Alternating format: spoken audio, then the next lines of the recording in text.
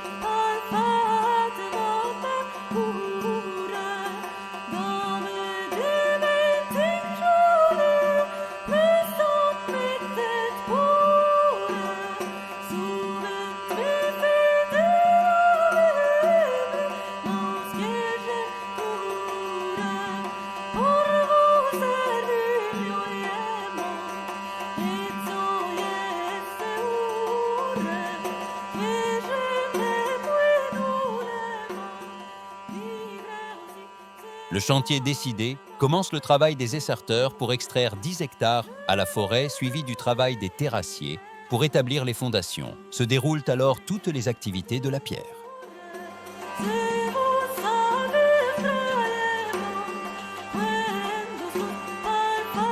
En premier lieu, son extraction comme on peut le voir dans cette illustration du XVe siècle.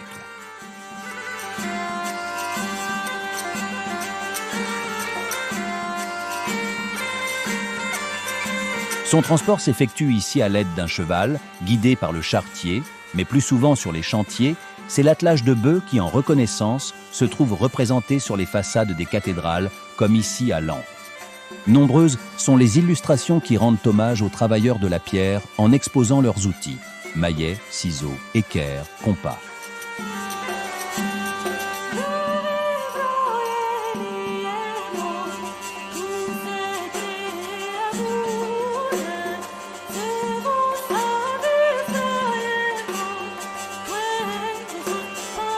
Les tailleurs de pierre de Guédelon suivent les traces de ses compagnons.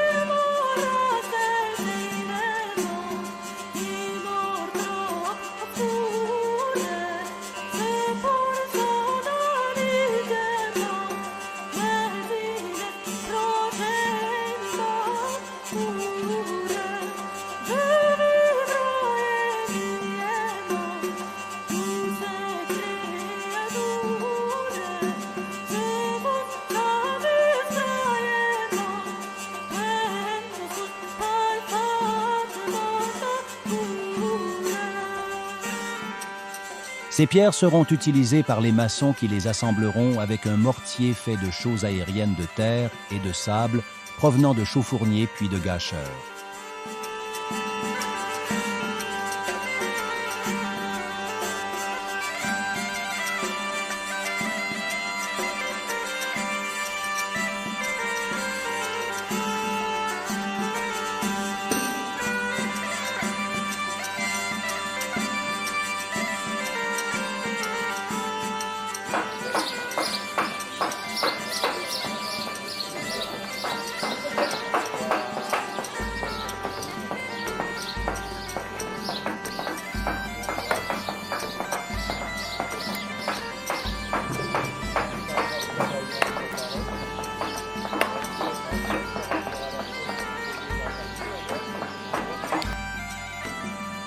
Le fer est une autre composante de la construction du château.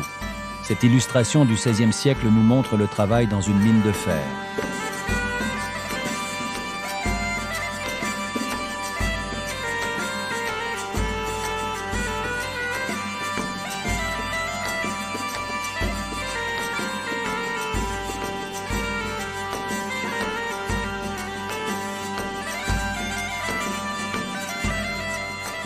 Suit le travail de la forge.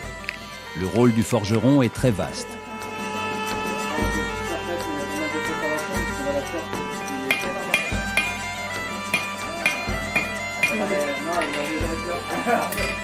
Il est maréchal ferrant, mais aussi charron. Et à Guédelon, il répare les outils des tailleurs de pierre, des charpentiers et menuisiers. Il réalise les pentures et les gonds de porte, des heurtoirs et des grilles.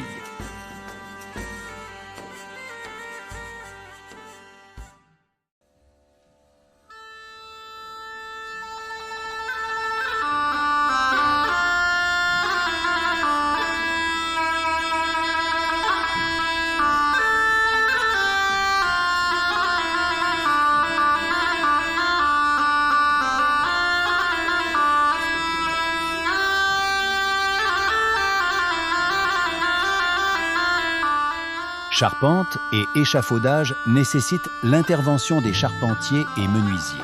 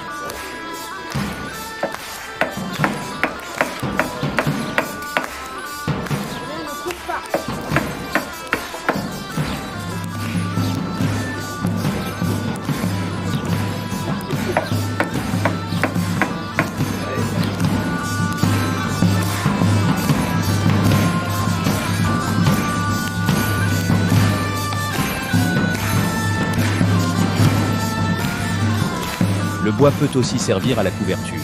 C'est alors le travail des tavailleurs.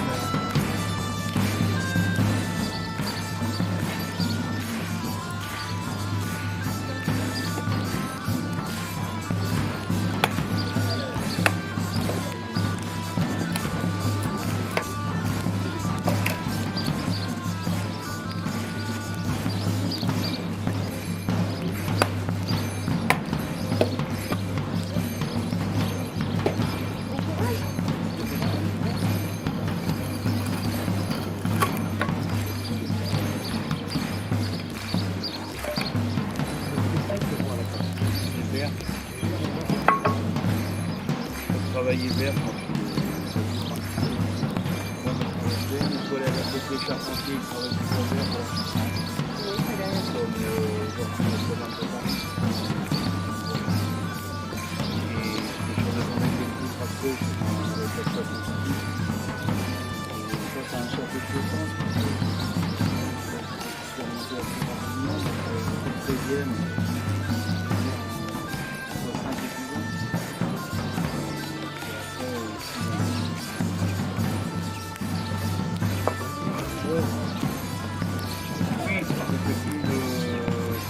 Travailler pour le château, en tant que maison, charpentier,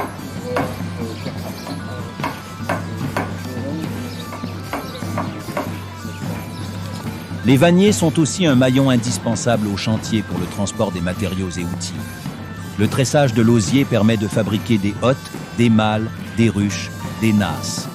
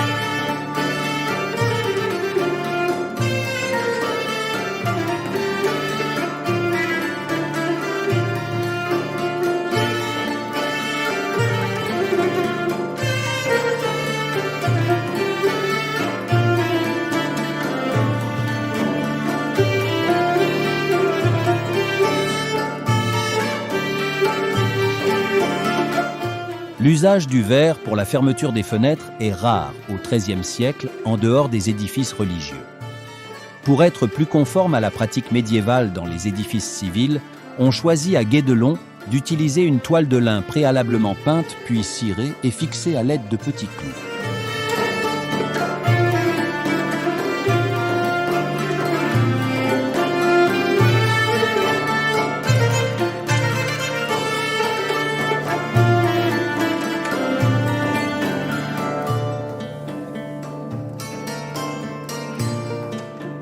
Les peintres imagiers interviennent aussi à Guédelon dans le sobre décor des murs.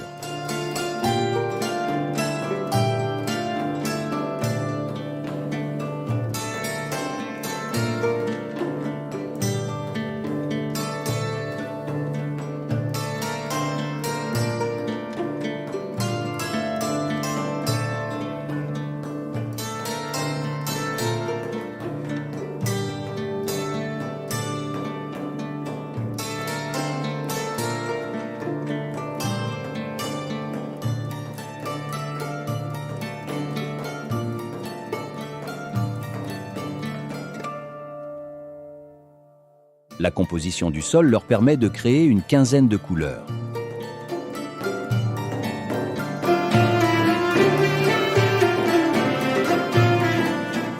L'ocre jaune qui, chauffé à haute température, fournit le rouge. L'argile donne le beige et chauffé, un beige rosé. Le sable donne l'orangé. La pierre d'hématite donne le rouge-brun. Avec la terre de Poussier, terre de la forêt sur laquelle a brûlé du charbon de bois, on obtient le noir. Le charbon de bois mélangé à la chaux fournit un bleu grisé.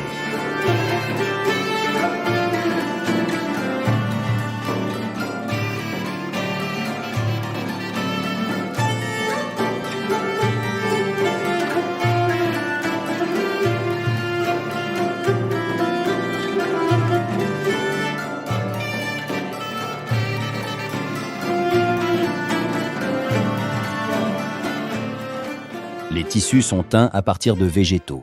Racines, écorces, feuilles et fleurs sont bouillis en décoction afin d'en extraire des colorants.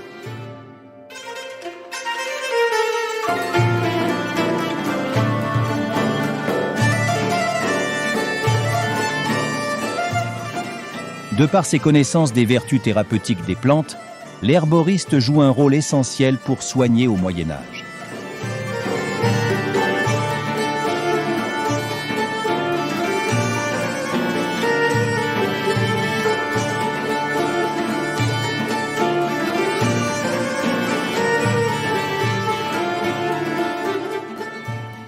le pain constituant l'élément principal de l'alimentation, le seigneur s'arrogeait le droit exclusif d'établir un moulin avec obligation pour les paysans de l'utiliser. Je vais descendre la pierre un peu plus, je vais rapprocher par rapport à la mue dormante. Pour contraindre un peu plus le grain, avoir un résultat qui sera relativement fin quand même, dans le sens où après tamisage, on pourra avoir de la farine sans problème. Ouais, ça se ramasse tout autour dans le bac en bois, ouais. Exactement. Ah non,